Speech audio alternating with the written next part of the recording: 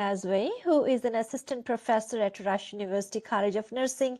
His multidisciplinary research focuses on developing, implementing, and disseminating technology-enhanced interventions for interpersonal violence prevention and co-occurring issue prevention among underserved youth within the continuum of care in urban, justice-involved, and pediatric emergency contexts. And today's presentation title is Brotherly Act, Technology Enhanced Life Skills and Contemplative Practices for Violence Impacted Young Black Men. And we welcome Dr. Emezue. Thank you so much for making yourself available. And over to you now. Okay, thank you so much, Dr. Daniel, and thank you all for joining today. I will quickly go ahead to share my slides, which I think you can now see them. Yes, we can. All right, thank you. All right, so I'm going to talk quickly, but briefly about my subject and research, focused on violence prevention and substance use prevention amongst young Black males. But my focus age group is typically between ages 15 to 24. So that's the group I will be addressing today. And on the slide are some of my wonderful study team members. I would have a panel or slide later where I acknowledge them fully. But for a little bit of a background, and youth violence is not something we're not familiar with. In Chicago, in Detroit, in Oakland, California, in most cities across the US. But youth violence represents an intentional use of force to threaten or harm others.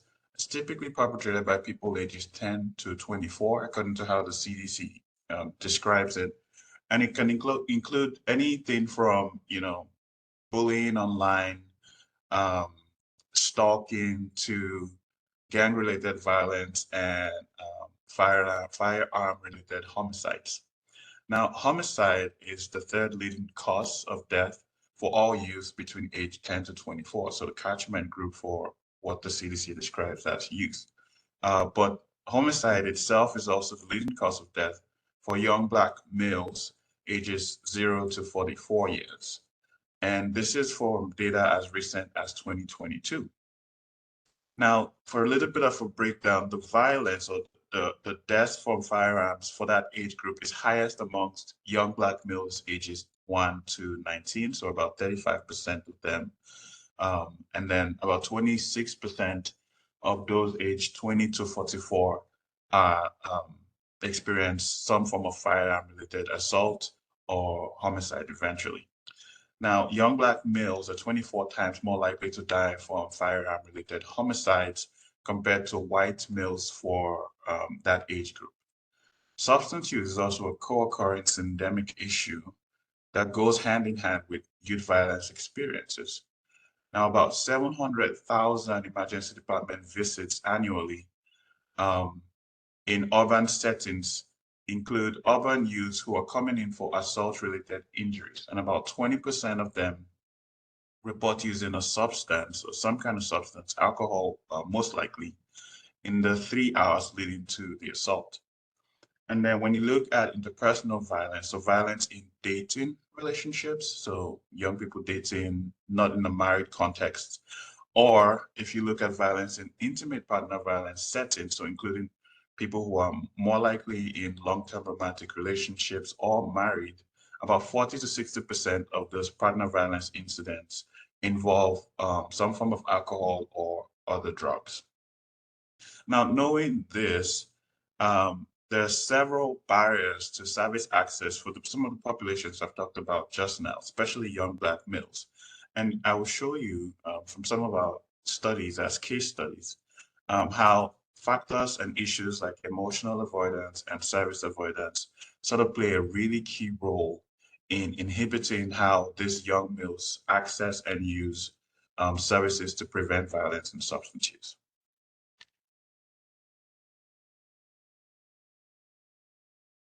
So there are two panels here, panel A and B. So this is very recent data, as recent as 2020 from the CDC.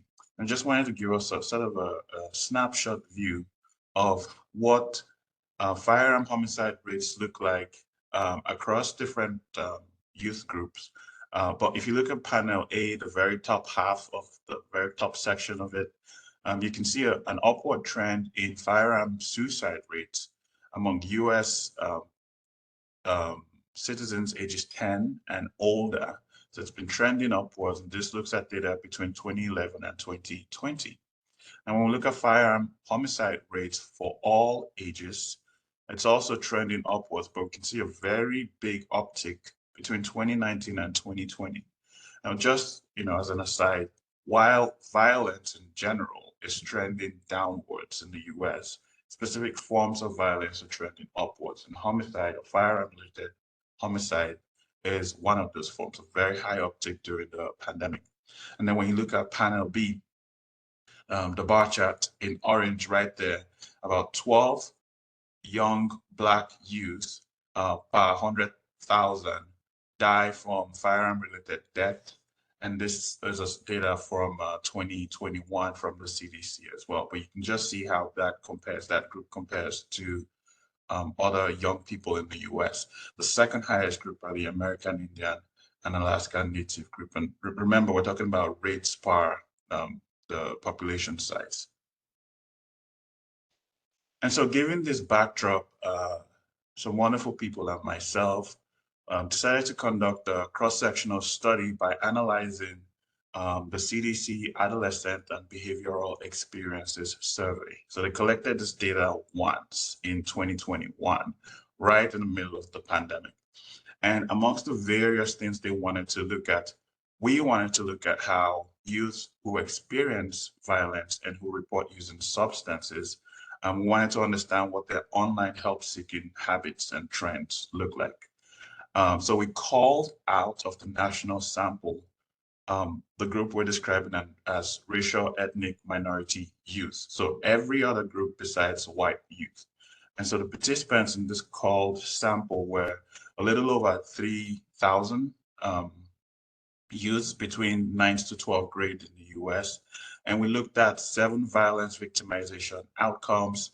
So victimization here refers to those who are reporting being on the receiving end of various forms of violence. We looked at 4 perpetration outcomes, so those who use violence against others. And we looked at 2 family violence outcomes, which also spiked. Family violence also spiked during the pandemic in homes. So child abuse, child neglect, molestation, and those kind of things. We also looked at substance use outcomes, 6 outcomes, looking at different substance classes. And then our dependent variable was telehealth use for mental health.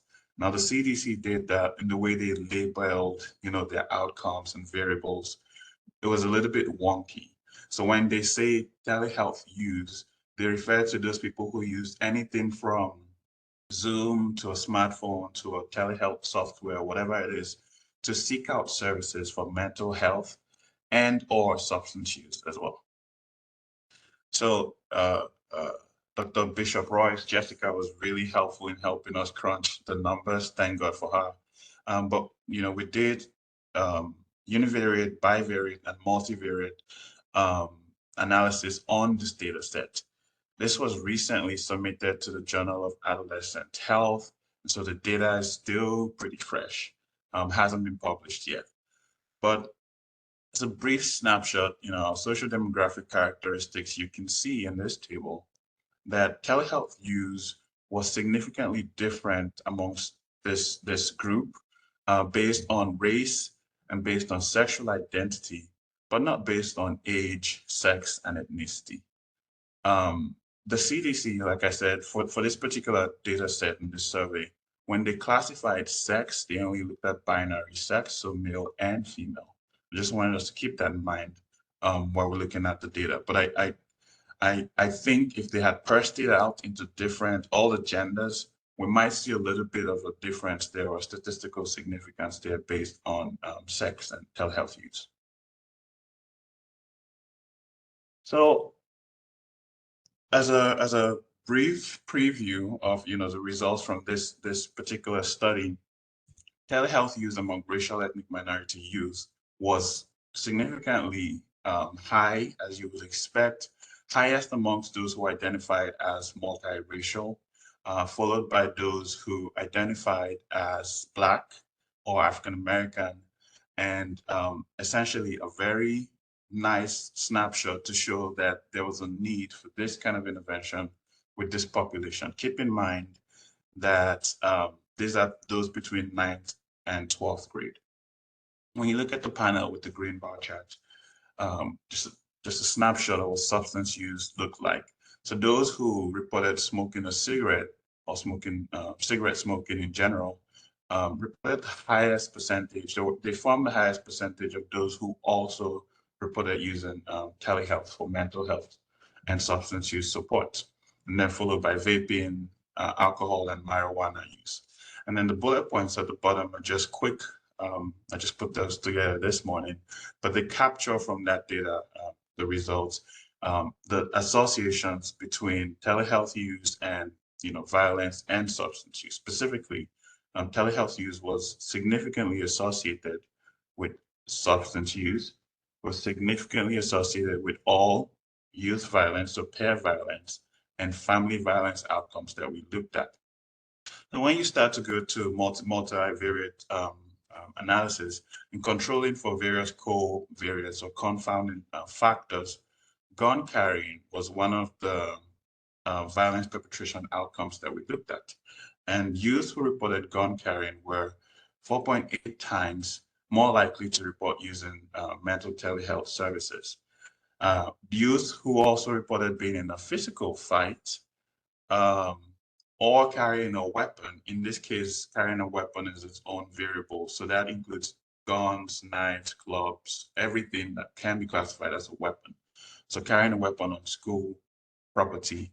So these groups were 2.45 and 8 times more likely to report using telehealth services. And then youth who reported illicit drug use, so cocaine, heroin, meth, and ecstasy, were associated with a higher likelihood as well, 1.3 times higher likelihood of using telehealth services as well. But that's the p-value for that is right there at 0.05. So it's a marginal result, a marginal finding.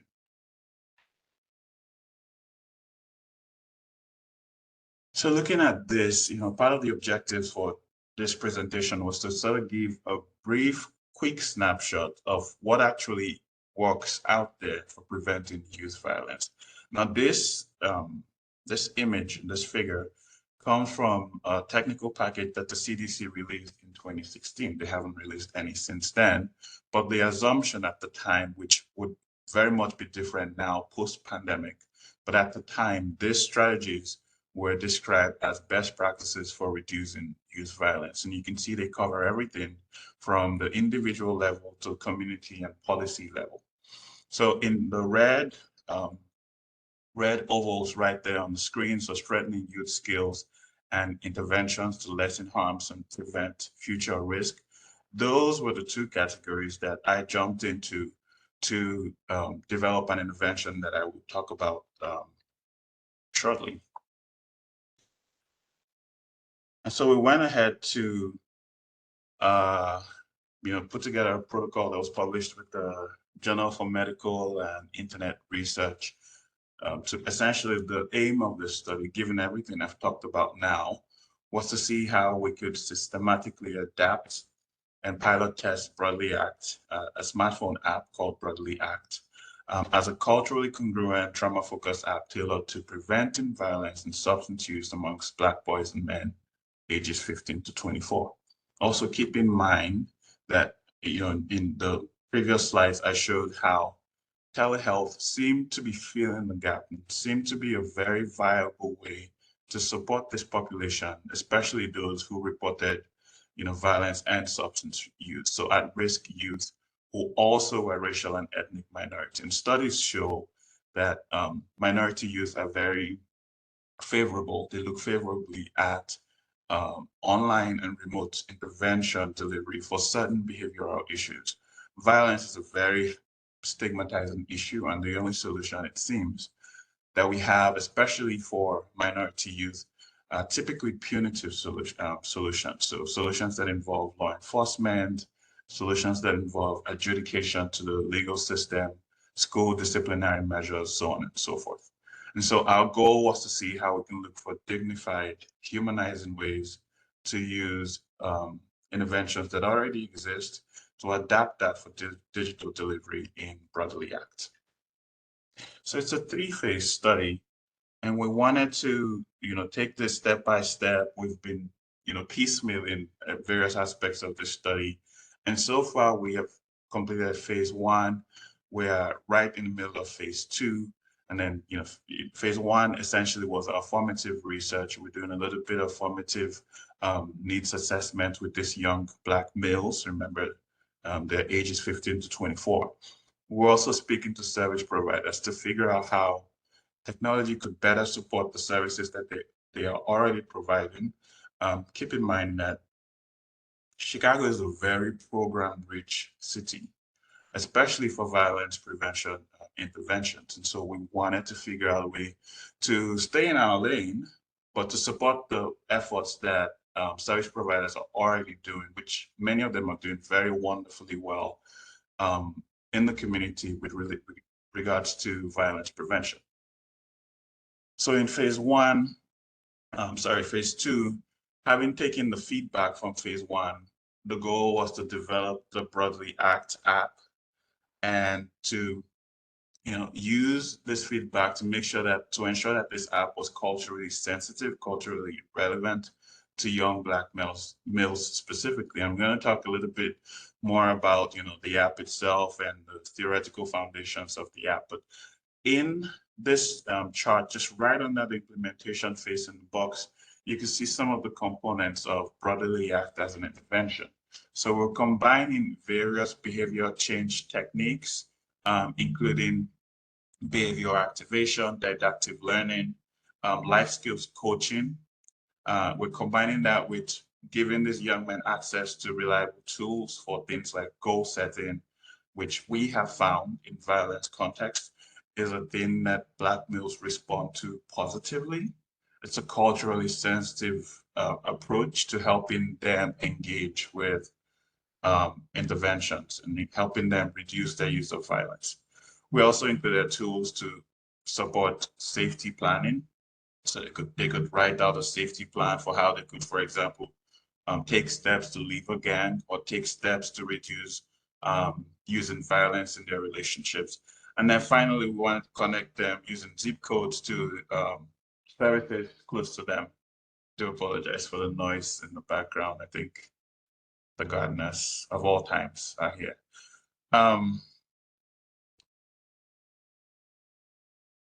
So I worked hand in hand with a community partner called the Urban Mill Network. And so what we did was we used them as a recruiting partner. We were able to recruit young Black males in Chicago between ages 15 and 24. About 266 of these young men were enrolled in the study. Almost 99% of them consented to participate in the study. So this 266 is our sampling frame. And the plan going forward is we would usually dip into that group to recruit them for various reasons. So the mean age for this sample, just give me 1 second.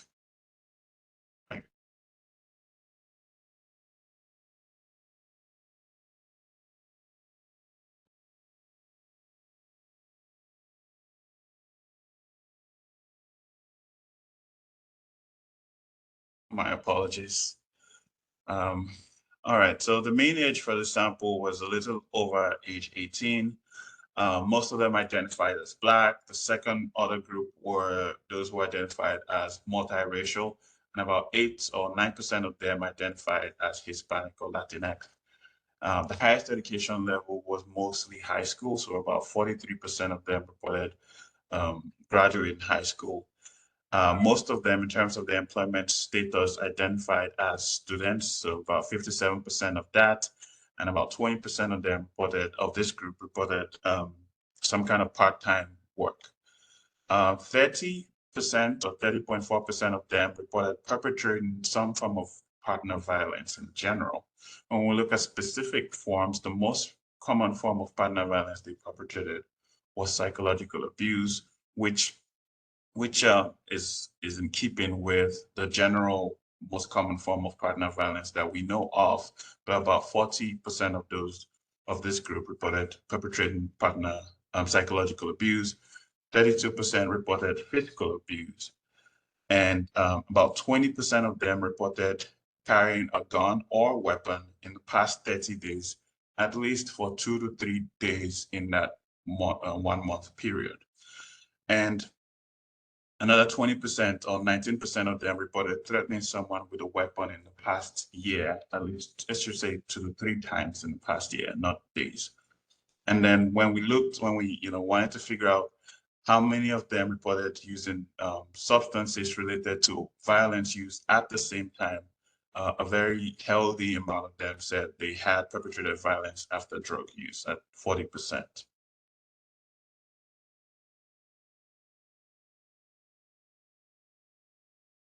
And so a further breakdown, when we wanted to collect this data, this is our enrollment data. And so when we asked them, how many of you have perpetrated violence, as you would expect, not many people were jumping up to raise their hands that they had used violence in the past. So we had to change this question to ask how many of them have been impacted by violence or aggression in the past 12 months. And so being impacted by violence can be construed in various ways. It could involve witnessing violence, perpetrating violence, or being a victim of violence. And so about 54.2%, more than 1 in 2 of our sample, reported being impacted by violence. And then another group, they also reported past year involvement in physical fights. Most of them, about 34%, said they hadn't been in a physical fight in the past year, and about 20% said they had been in at least one fight, and it just keeps trending downwards.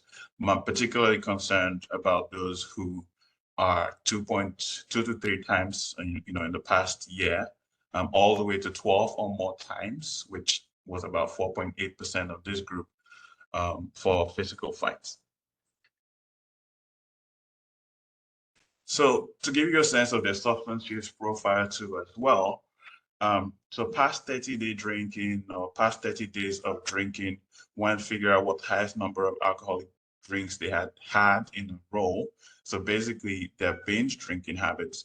And you would find that, most of them landed at 0 drinks in the past 30 days. But of course, we had those who, from 1 upwards ticked high. You can see that group that reported 10 or more drinks in a row at 5.8%. That's a very high risk group. It just gets worse because I think the cutoff, I know the cutoff for binge drinking is for males is if you have 5 or more drinks in a row. So everybody 5 or more drinks and above classified as binge drinkers. And then the bar chart below that was, involvement in perpetration of violence. I talked about that after taking drugs. The pie chart looked at those who used any medication or drugs besides those that were prescribed for them. And about 40.2% of this population said yes, about 60% said no. And so from this general group, and then this sampling frame that we have, we wanted to conduct, like I said, phase 1 formative data, formative results. So we did some interviews with young Black males ages 15 to 24. The average age for this group, this called group, was 18 as well. And we also included 3 focus groups in there, online, mostly online, with some in-person interviews as well. And then we spoke to 7 service providers. We used the qualitative, descriptive, analytical approach because we wanted to stick close to the participant voice. This is action research as we describe it. And so the app is only as useful as what the young man tells. And so we wanted to ensure that we stuck close to the requirements and needs that they told us about. We also use the phenomenological variant of the socio-ecological model by Spencer and colleagues um, to look at how these factors and these needs sort of parsed out in their environment, in their community, and weren't just focused on them as an individual, wanted to see how to improve their interaction with services in the community. And I'll talk a little bit about how the app is trying to address that as well. So some of the themes that emerged from this data were a high level of service avoidance, at least in the way it was described by our participants. Service avoidance included happened for various reasons. Anything from past adverse encounters with service providers, or commitment to the law enforcement, having gone to a hospital or emergency department for whatever reason.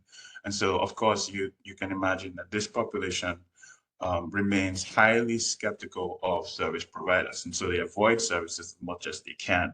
There's also a high level of emotional avoidance, so disconnecting themselves from violence specifically, as well as a high level of hypervigilance, a high level of refusal and reluctance to reach out for support and reach out for help, and also a minimizing of their use of violence. Minimizing their use of violence and minimizing their substance use exposure. And you could see from the numbers that there are concerning levels of specific forms of violence or substance use dynamics with some of them in this population. We also noticed a high level of psychological inflexibility, still regarding their use of violence and regarding services in the community. And the goal of the app was to do the reverse of that, and I'll show you shortly. But to get them from a level of psychological inflexibility to a level of flexibility in how they cognitively appraise their use of violence, cognitively appraise how this is linked to experiences in the environment, and also set out the plan to remedy or rehabilitate from violence. And of course, there was a low level of service integration. And what that means was more often than not, you'd find services that were dedicated to substance use as a solo or sole issue, or violence as a sole issue. But rarely did we find, or did they describe services that combine both of those issues in one, as a one-stop shop service.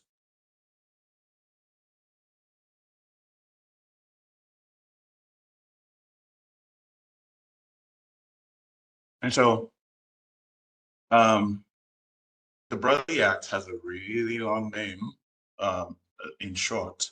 We just call it Brotherly Act. But the goal, like I said, was, every time I give this presentation, I'm always asked, how exactly can an app stop bullets? So how exactly can an app reduce someone's experiences of violence? And to be honest with you, violence is such a hard thing to mitigate. The young men we talk to, for example, those who are gun carrying, they do that for several reasons. And while we may be tempted to think of those reasons often as maladaptive reasons, in some cases, these reasons are adaptive. Sometimes it might mean the difference between life and death for some of these young men in the communities that they live in. And so I wanted to make this app youth-friendly, wanted to make it community endorsed, which is why we spent a lot of time talking to people about the app in the formative stage. Of course, we wanted to make it confidential, and I'll show you how we're addressing confidentiality, which is a really, really big deal for this population. And wanted to make sure it was culturally and trauma sensitive. Wanted to make it personalized. That's a goal we're still striving towards, is to make it very personalized to the user. We weren't focusing so much on the violence itself or the substance use itself. We wanted to engage and activate specific life skills, improve their mental well-being, And I'll show you what that mechanism of action looks like.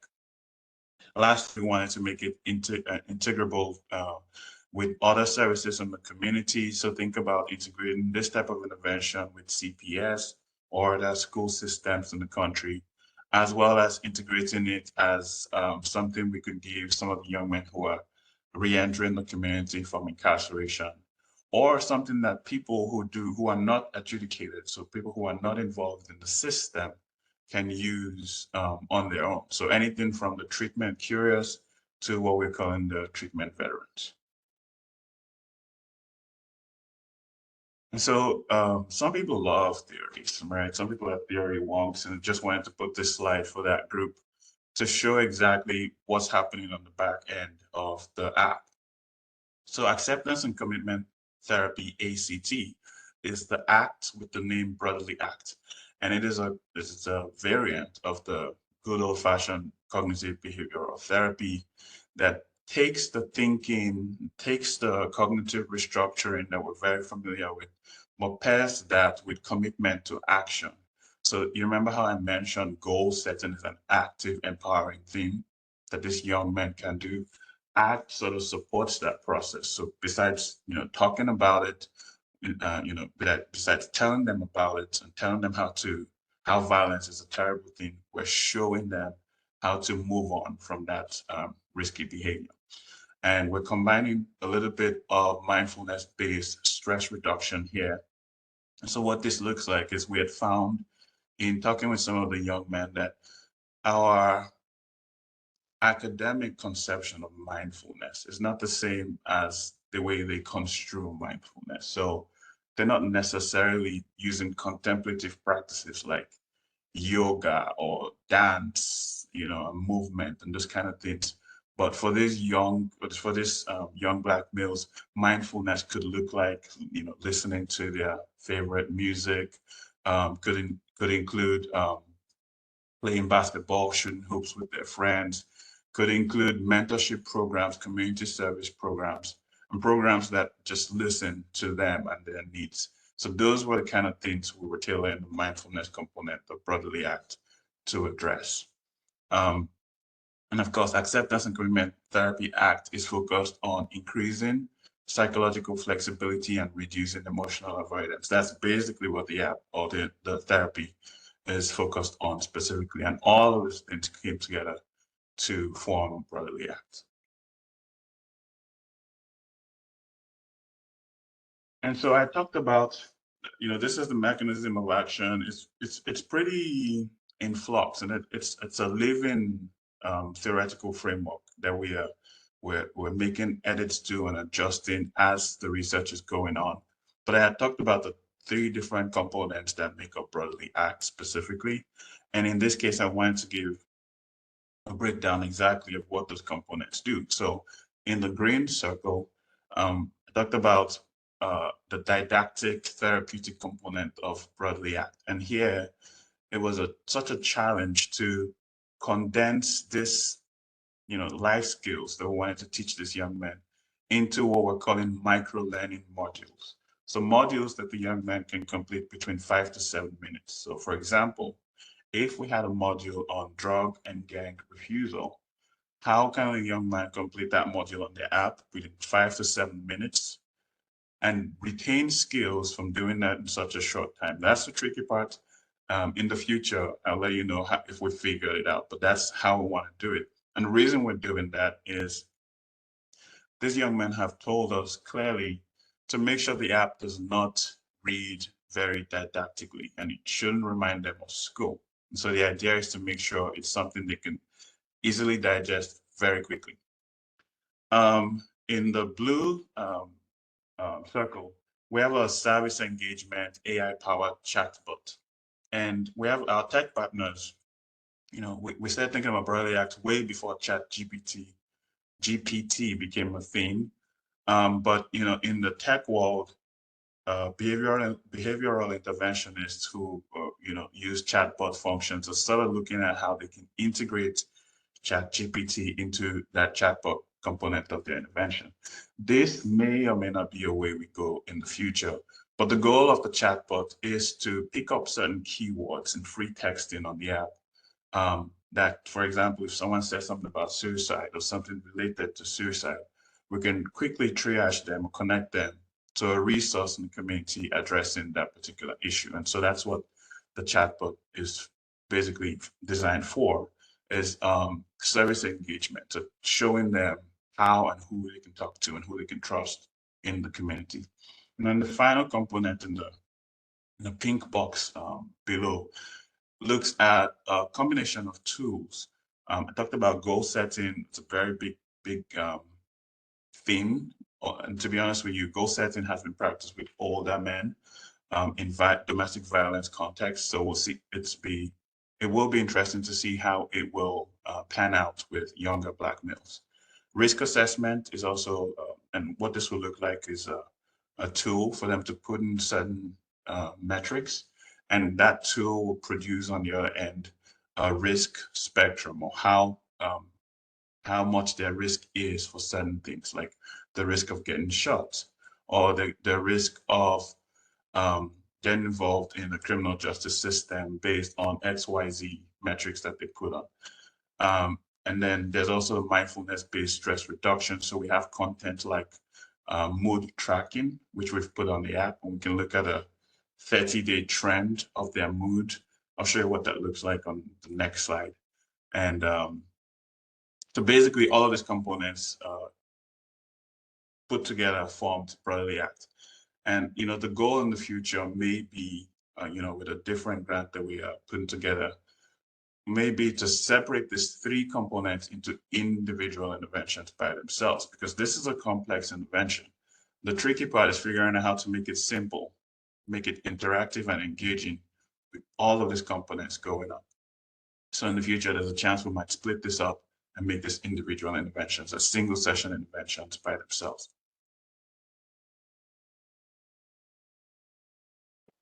And so moving on with the mechanism of action, there are clinical endpoints that we're trying to target. So psychological well-being. You can also think of psychological flexibility there too as well. Want to increase the acceptance and commitment to taking action and reduce the traumatic stress, because there's a very, very high level of traumatic injuries with this population.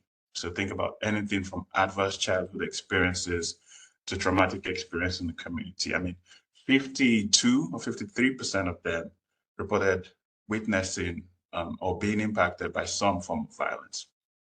And so addressing those clinical endpoints should make changes in behavioral endpoints or distal endpoints related to alcohol and drug use, as well as youth violence perpetration and victimization. We want to reduce ever use of alcohol, daily use of alcohol, and then alcohol use consequences. So substance use disorders, those who have moved on from recreational use to now having full-blown substance use disorders. We want to see how we can mitigate consequences for that behavior. And then with youth violence, we want to reduce the frequency and the severity and the types of violence that they perpetrate. So this slide is a quick snapshot of what the app looks like currently. And, we're trying to build out different sections. Our technology partner is doing a wonderful job and, back and forth, making changes here and there to the app. But, one thing that stood out is most of the young people in this study and previous studies I've been part of, they like the option of, the light and dark version of the app. I often just use dark version of apps in general if I have an option, but they like to be empowered to make changes and make edits on their own. So things like the colors, things like the font, and then the content in general, we're getting feedback from them currently on this prototype as is. And so you can see, how are you feeling today? That's a mood tracker that's often there. Every time they open the app, they see that at the top, and they can just click any of the emojis to signify or indicate how they're feeling for the day.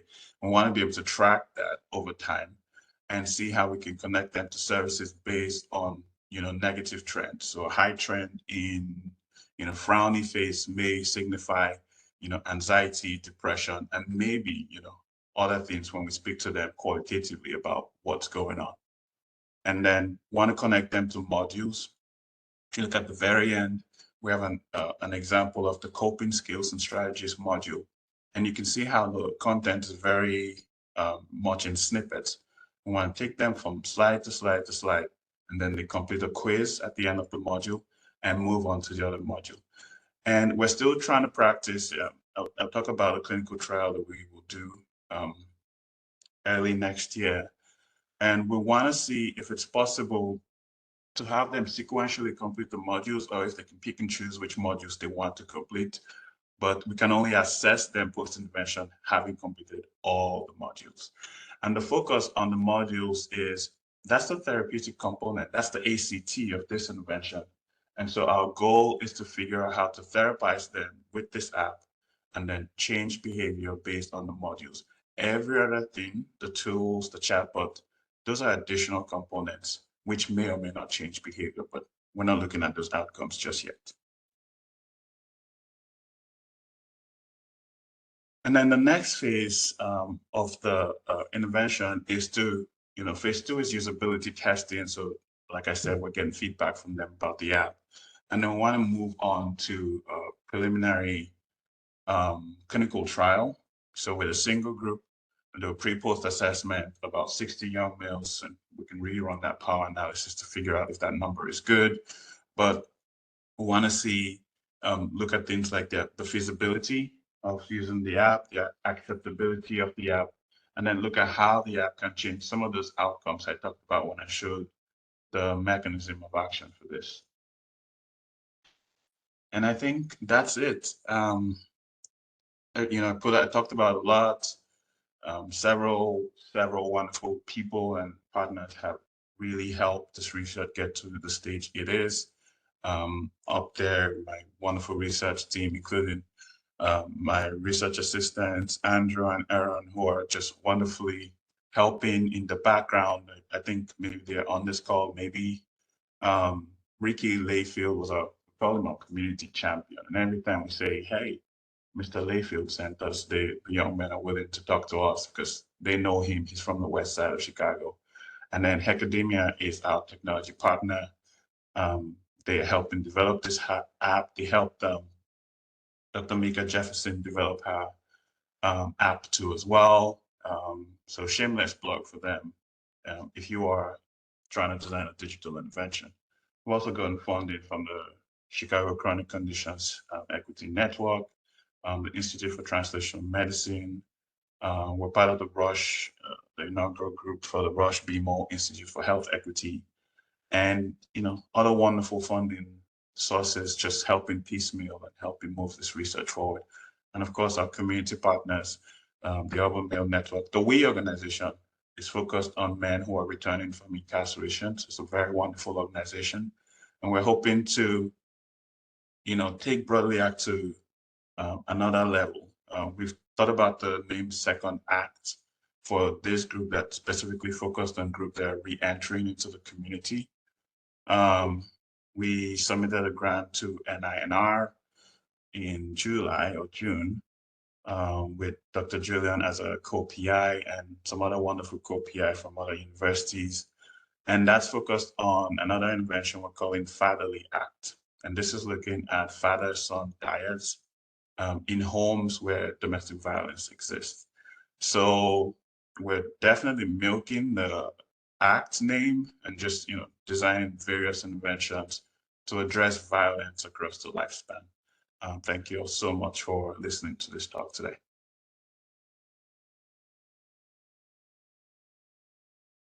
Dr. Emezue, a fabulous presentation and amazing work. Thank you so much for sharing that with us today. Do we have any questions for Dr. Emezue?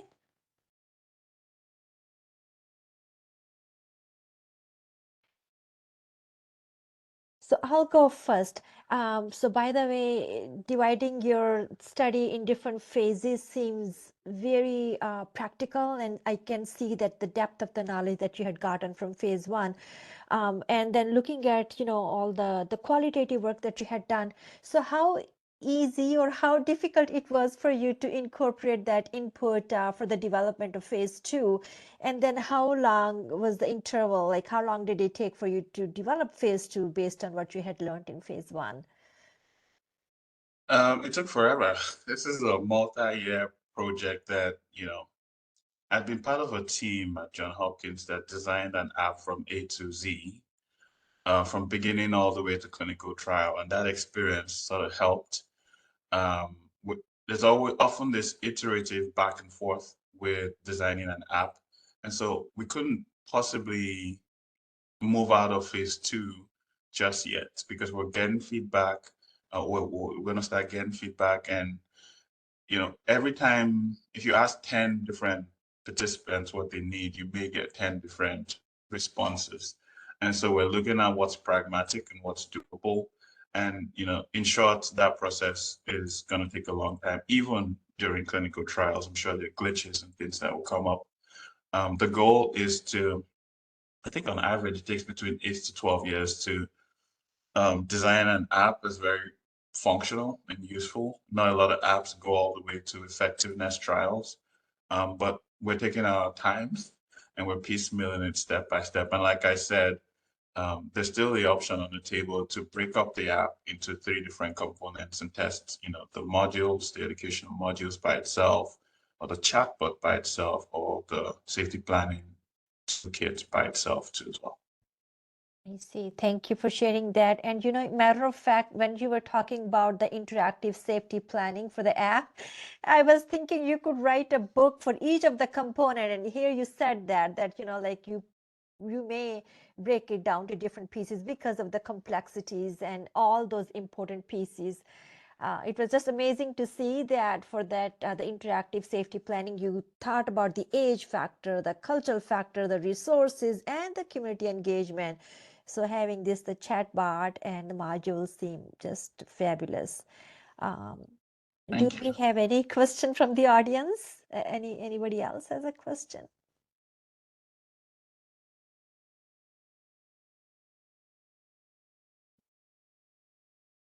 And also to see all the fundings. Oh, that's very encouraging and very proud of you. Thank you. To It's have a helpful. colleague like you working with us.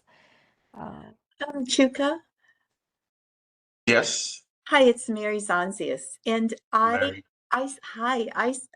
this is just, it's really such important work for, especially for where we live, and I guess in these urban areas. But what I signed on about 12:05, and so what I was wondering, I might have missed this, but how did you go about recruiting these people? How did you get them to participate? That's a really good question. We used every means available. So social media, in-person. Um, we had flyers. I used to have them somewhere around here. We had those tiny rack cards that you could pass out. Community champion came in and just blew our recruitment out of the water. And he'd go to schools and he'd hand out the flyers to young people in schools. He'll go to community events and talk to them about it. He also was part of the Urban Mill Network, which is focused on mentoring programs for about 12 schools in Chicago. And every time he does his regular programming, he'd also plug the study. So sometimes I'd be at the office and I just get things from Red Cap, and I know Ricky's doing something or talking to a group somewhere. The unfortunate part is not all of them are eligible to participate in this study. And we had to make amendments to the study because eventually, initially, like I said, we're asking, how many of you have perpetrated violence, and weren't getting enough people saying they had perpetrated violence. Naturally, nobody's gonna, they don't know me, Right. they're not gonna tell me about that. And so Ricky suggested that we change the language to how many of you have been impacted by violence.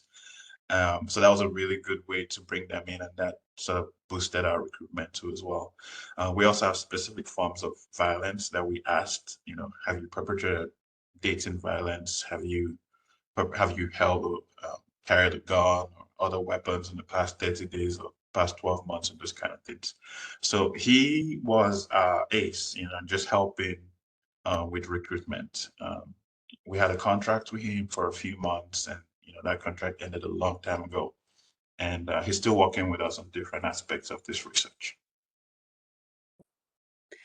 And then the other thing that really struck me was that alcohol use, because that one slide, it showed that there was, I think, 60% or something that didn't use alcohol.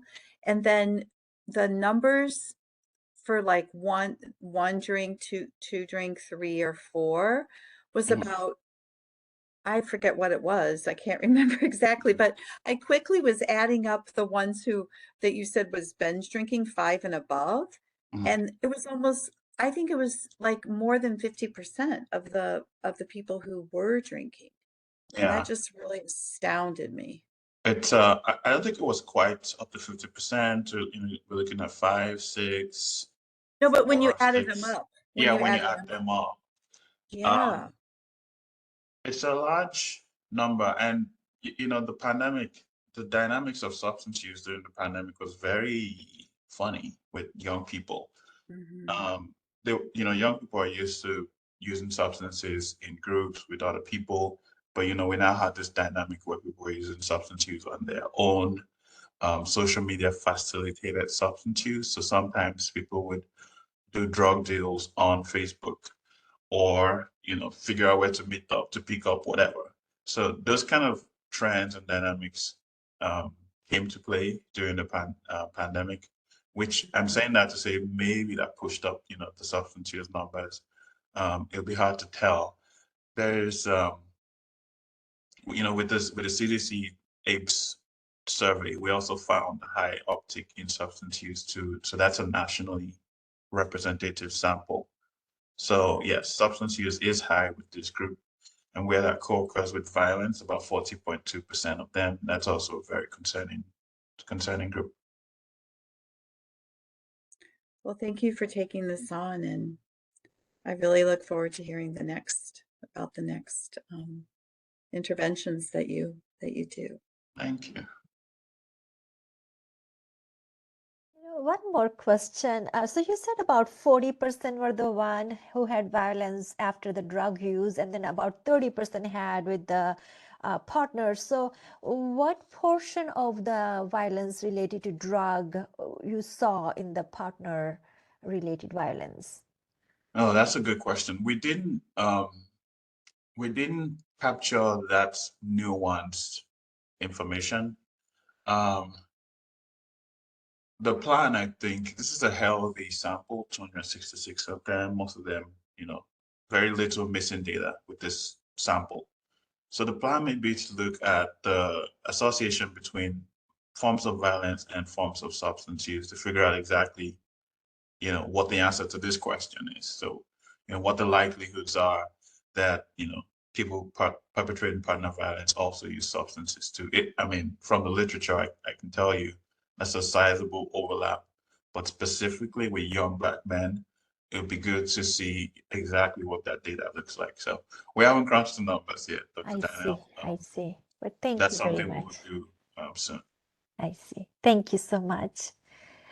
A quick announcement before I forget. I just realized that this activity code that was provided is not working. So I have sent an email to the office.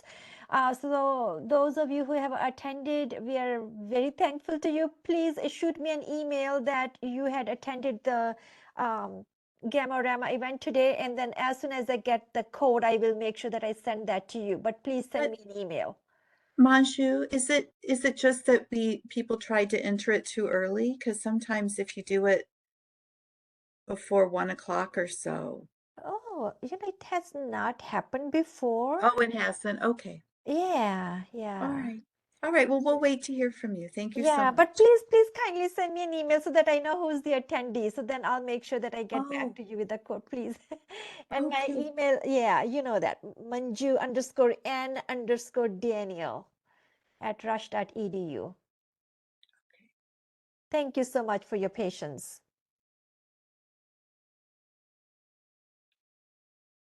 Do we have any other question?